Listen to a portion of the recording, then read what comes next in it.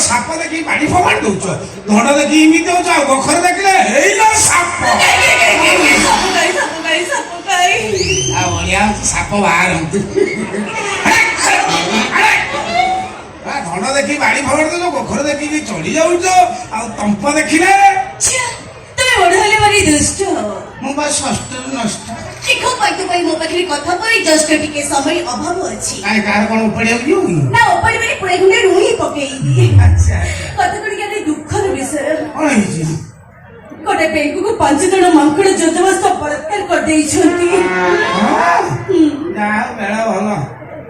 ବେଙ୍ଗ ମାଙ୍କଡ କେସରେ ତମେ ବୁଝିବ, ଆଉ କଣ ମଣିଷ କେସ ତମେ ବୁଝିପାରିବ? ଭାରି ଟେନସନ। କଣ ହେଇଛି? ବେଙ୍ଗଟାକୁ ପଥର ଉପରେ ପକେଇ ବଳାତ୍କାର କରିଛନ୍ତି। ଭଲ ଅଛି, ମାଙ୍କଡ ମାନେ ପଥର ଉପରେ ପକେଇ ରାଉndi। ସେ ଯାହା ବି ହଉ ମତେ ସ୍ପଟ ଉପରେ ପହଞ୍ଚିବାର ଅଛି। କାହିଁକିନା ବେଙ୍ଗ ଟିକେ ଡାକ୍ତରୀ ମହିନା ହବ। ଆଚ୍ଛା, ଦେଖିଲେ କଣ ଅଂଶ ପାଇବ କି ନାହିଁ? ହଁ, ପାଇ ବୋଲି ମୁଁ ଆଶା ରଖିଛି। ତମ ସାଙ୍ଗରେ କଥା ହେଇକି ମତେ ବହୁତ ଭଲ ଲାଗିଲା। ମୁଁ ଆସୁଛି, ପରେ କେବେ କଥା ହବ। ବାଏ।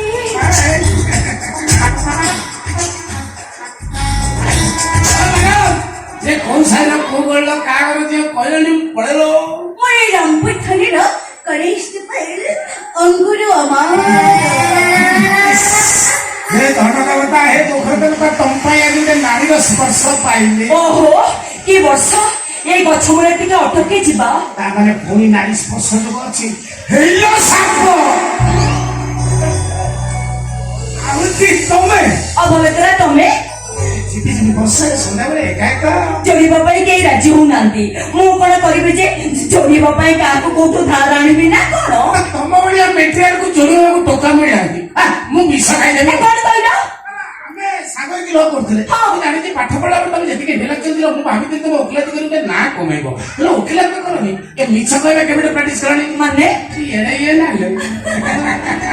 ଆରେ ତମ ଦି ଜଣଙ୍କୁ ଯଦି ଭଗବାନ କୋଉ ଆମ ମାନଙ୍କର ଅସ୍ତପତ୍ର ଲେଖି ପାଣିରେ ଭସେଇ ଦେଇଛନ୍ତି, ତମେ କହୁଛ